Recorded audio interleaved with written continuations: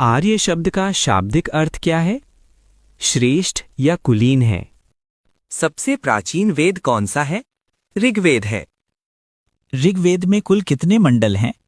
10 हैं। गायत्री मंत्र की रचना किसने की थी? विश्वामित्र ने। ऋग्वैदिक आर्यों का मुख्य व्यवसाय क्या था? पशुपालन था। भारतीय संगीत का आदि ग्रंथ किसे कहा जाता है? सामवेद को।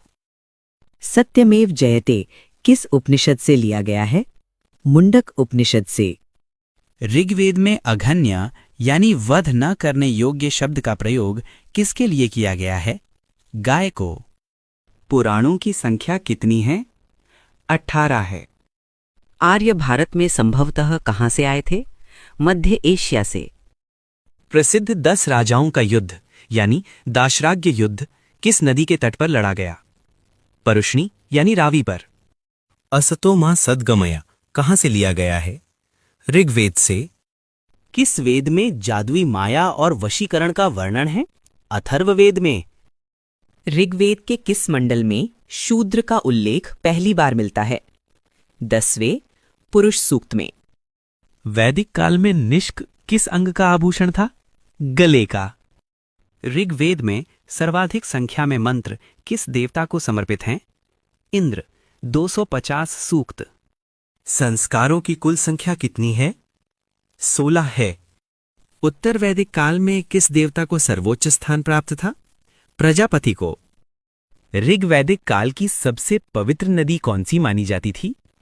सरस्वती को। वेदांगों की कुल संख्या कितनी है? 6 है। गोत्र व्यवस्था प्रचलन में कब आई? उत्तर वैदिक काल में। प्राचीनतम विवाह संस्कार का वर्णन करने वाला विवाह सूक्त किसमें पाया जाता है? ऋग्वेद में।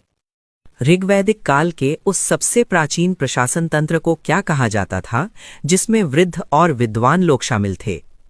विदत। किस उपनिषद में यज्ञ की तुलना टूटी हुई नाव से की गई है? मुंडक उपनिषद में। ऋग्वेद में विपाशा किस आधुनिक नदी का नाम है? व्यास नदी का। उपनिषदों का मुख्य विषय क्या है? दर्शन है। ऋग्वैदिक काल में निष्क का प्रयोग सिक्के के रूप में भी होने लगा था, लेकिन मूलतः ये क्या था? गले का स्वर्णहार है। मीमांसा दर्शन के प्रतिपादक कौन हैं? जैमिनी हैं। ऋग्वैदिक काल के देवताओं का विभाजन 3 श्रेणियों में था। इनमें से अंतरिक्ष के देवता कौन थे? इंद्र और वायु थे। वैदिक समाज की सबसे छोटी इकाई क्या थी? इसका उत्तर आप कमेंट बॉक्स में जरूर दें। साथ में अपना स्कोर भी साझा करें। धन्यवाद।